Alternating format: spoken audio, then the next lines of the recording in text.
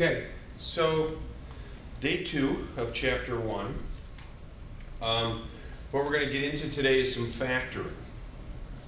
Now, we're going to assume that you remember how to factor from Algebra 1, but we're going to recall a little bit today about that factoring, but then we're going to apply it into what's new for today. You did a little bit of this in your Algebra 1 course, but we're going to go ahead and jump right in and do a lot more today. So today's focus is how do we factor quadratics of the form ax squared plus bx plus c. When a, the part that's in front of the x squared, is bigger than 1. So let me define something here for a second again. So a quadratic is any time I have an x squared, or whatever that letter is, squared function. We call it a quadratic. In general, we let a be the number in front of the squared part, b is the number in front of the x part, and c is the standalone number without any x next to it. So in order to do this, we have to recall a little bit about factoring so we can understand how this works. So if we think back to, even last year you did some factoring, I think, but the year before you did a lot more of it. If we have a trinomial, 3 terms, quadratic, because it's a square, and we want to factor it, we want to break it into 2 sets of parentheses, if possible. The first thing we look for, is there a GCF? And in this case, no.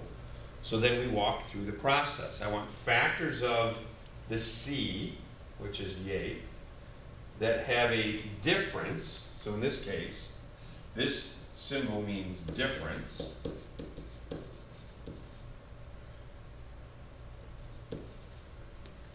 Of 7. Now I could care less if that's positive or negative right now. I just want factors of 8 that differ by 7. The only 2 numbers that multiply to be 8 but have a difference of 7 are 8 and 1. And I'm going to put x and x in the beginning and 8 and 1. I could care less on the signs for right now. I just want factors of 8 that differ by 7. Now specifically, I have to get a negative 7 when I take their difference. And the only way that's going to happen is if the bigger number is negative, then you'll end up with a negative difference. In general, the sign on the b term, again remember the b term is in front of the x, the sign on the b term goes to the bigger number. The 8's bigger, that sign has to go with the bigger number because the bigger number will always dictate if that difference is positive or negative. Now, a negative 8, I need to ask myself, add or subtract 1 to get to negative 7. And in this case, I need to add 1. And so that was the process you went through in your Algebra 1 course. Okay, let's take a look at another one. Factors of 32 that again have a difference of 4. Okay, so if you're not sure about the factors of 32, list them off to the side.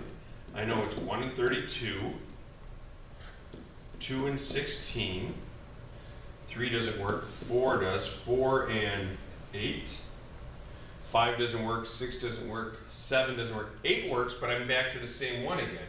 So these have a difference of 4. So I'm just going to put 4 and 8. I don't care which one goes where. Just put them in. 4 and 8. 8 and 4. It doesn't matter. Now, the sign on the b term has to go with the bigger number. Positive 8. Take away 4 will give me a 4 difference, and also 8 times negative 4 is negative 32. Okay. The third one down, it's not a quadratic, but it's still factorable maybe if there's a greatest common factor. Notice there's a y in each one of these. So if I divide out each of these by y, because it's in common, I can factor it. Now, whatever I choose to divide out by, that has to go in front of the parentheses for my answer. I cannot lose it. It doesn't just disappear. And what's left inside is what I get after I divide out by y. So in this case, 5x minus 3. So my answer would be y, parenthesis, 5x minus 3, taking out a greatest common factor.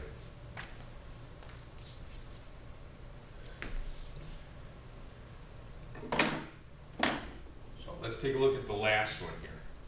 This one's kind of silly because it has a smile face, but the intention is to say, I don't care what is in this parenthesis. As long as they are identical, I can still factor them out. Okay? So, taking out a smile face, okay, and what's left then is 5x minus 3. It's the same as what you had up there with the letter y, except in this time I'm just going to use a smile face. Same process. What's in common has to come out front. What's left over goes inside its own set of parentheses. And that is factoring greatest common factor, factoring some trinomials, okay? So now again, our focus was, how do we factor when a is bigger than 1? All right, so let's take a look at our question down here. All right, so let's factor 3x squared plus 4x minus 4. So the first thing, anytime you see this number bigger than 1, the first thing I'm going to look for is a GCF. Is there anything in common I could take out? So I'm going to look for GCF. Otherwise, you might do a lot of factoring that is a lot of work when a little bit amount of work in the beginning would have saved you a lot of time. Anything in common between 3, 4, and 4? No. Is there a letter in each term that's in common? No. Okay, so there's no GCF. So the second thing we have to do now is we have to multiply the a term, remember a is in front of x squared, times the c term, which is standalone, regardless of the sign. I don't care what that sign is right now. I just multiply a times c. So this is a times c. We call it the AC method, okay? AC method is sometimes, I'll refer to it, or some people will refer to it, AC method, because we're multiplying a and c. So if you're factoring and you say, I don't know what to do, I might say, well, use the AC method, okay? By the way, this works even if this is a 1. It's just a longer process, but it will always work. So I'm going to multiply a times c. A times c, 3 times 4 is 12. Okay? So the first step, multiply a times c. Okay? Now, just like before, when I said what are the factors of 8 that have a difference of this, or factors of 32 with a difference of that, or some, depending on what that symbol is, we're going to do the same thing, but instead of using the number 4, we use our AC product. So step 3 is find factors of the AC product. So in this case, 12. That make up the middle number. Make up the middle, or what we call the B term. All right, the B is in front of the X. So if I were to read this, I want factors of 12 that have a difference of 4. Okay? So for our example, factors of 12 with a difference of 4.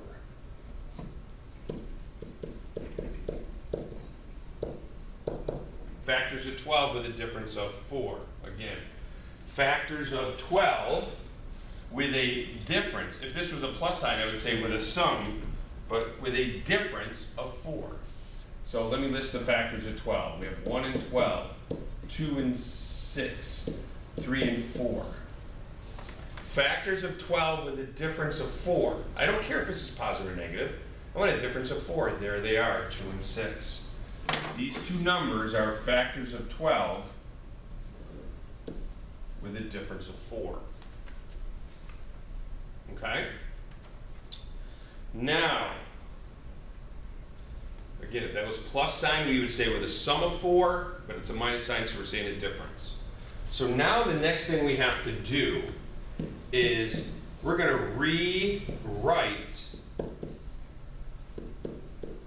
the expression. Okay, rewrite the expression using the factors from step 3 instead of the B term, or in place of the B term. Okay? So I'm going to rewrite what I started with using the factors that I found, okay, using these two numbers instead of this 4 right here. So I'm going to rewrite at 3x squared. I move it over a little bit. I need some room. So instead of writing a positive 4x, I have to use these numbers to get positive 4. Well, that could be positive 6x take away 2x. Notice, I have to use these two numbers to make that. Positive 6 take away 2 is 4. It's still mathematically equivalent. It's just another way to write it. And then this carries on and stays the same. So step 4 is to rewrite it using these two factors instead. Okay? Step 4 is all about this piece right here. Positive 6x minus 2x replaces that. Okay? Why do I want to rewrite them? So that way now I can break them down. So just so it's cleaner and neater, I'm going to rewrite this. You don't have to when we do it for real, but for our notes, I want to start with a clean slate right here. Okay? I just want to show you how we got that. All right. So now I'm going to regroup. All right? I want to, step 5, regroup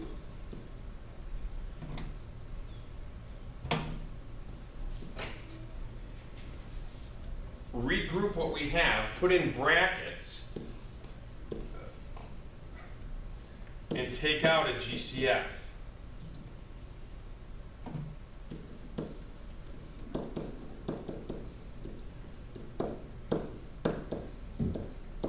So I'm going to regroup this with brackets, and actually my brackets will look something like this. I'm going to regroup. So back up to what I have. Regroup. I put brackets around the first two terms, and then I put brackets around the last two terms, including the sign. That sign has to stay inside that bracket. Okay? I regrouped. Now I'm going to take out a GCF from each group. Okay? So take out a GCF, and I'll say from each bracket, from each group. Okay? From each bracket. So let's go back and look. What is the GCF of 3x squared and 6x? Well, I see a 3 in common can come out, and x in common can come out. And what do I have left? I have an x, because 3x times x is 3x squared, plus 6 divided by 3 is 2, x divided by x is 1. That's it. All right. Now, what's in common here? Well, I can take out a 2. But here's the tricky part. I have to put a sign here. So if I take out a positive 2, I have to write plus 2. If I take out a negative 2, I have to write minus 2. Now, don't write for a minute, just watch. If I took out a positive 2, do not write this, just watch. If I took out a positive 2, then this would be negative x minus 2. And if you remember in the beginning, when we did 5x smiley face, 3 smiley face, these have to agree to be able to continue, okay? This one and this one do not agree. We cannot continue. But if you notice, they're off only by a negative sign. So what I do is, when I'm taking out my GCF, I pay attention. Positive, negative. In order to get this positive, I have to take out a negative something. All right? And in this case, I can take out a negative 2. If this said x minus 2, or negative x minus 2, I would just take out a negative 1. So this is kind of the trickiest part, just taking out the GCF. But now if I take out a negative 2, I have an x. That switches this sign to plus. 4 divided by 2 is 2. And now life is good. This smile face are identical. Okay, so after I regroup, step 6 is just to rewrite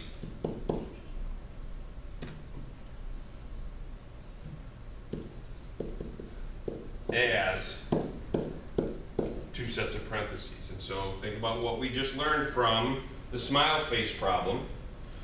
Whatever in here we can put out front, and whatever is outside gets its own parenthesis. All right, so let's take a look. Whatever's in here we can put out front, and whatever's left gets its own parenthesis. And we have now factored when the leading a value is bigger than 1. AC method. Okay?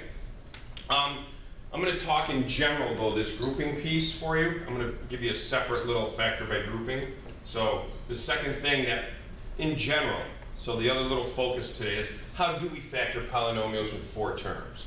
So what if I were to give you just a polynomial with 4 terms? How do we factor that? Okay? So step 1, you want to group first 2 and last 2 terms together. So group the first 2 and last 2 terms together. That's our brackets. Okay? That's not great looking brackets, but it's still our brackets. So like this. There we go. So group the first 2. Here we go. And the last 2, remember that sign has to go inside the bracket. Inside the bracket. Now, just like before, you could probably even tell me the next step would be to take out the GCF.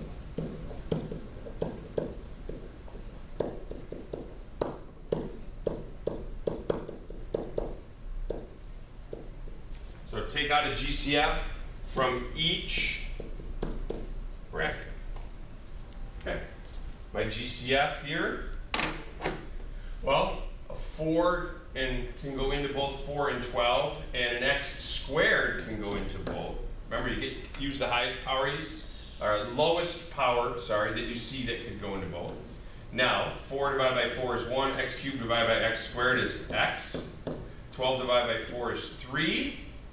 X squared divided by x is 1. I don't have to write it because I have the 3 there. Okay. Oh, again, signs don't agree, so take out a negative 1, x plus 3. Okay? And then step 3, just like before, rewrite as 2 sets of parentheses. So here's my smile face in each problem, x plus 3. What's left over? 4x squared minus 1.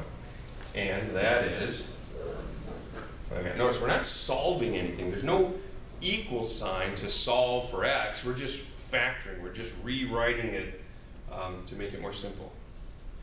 And that is day 2. Thanks.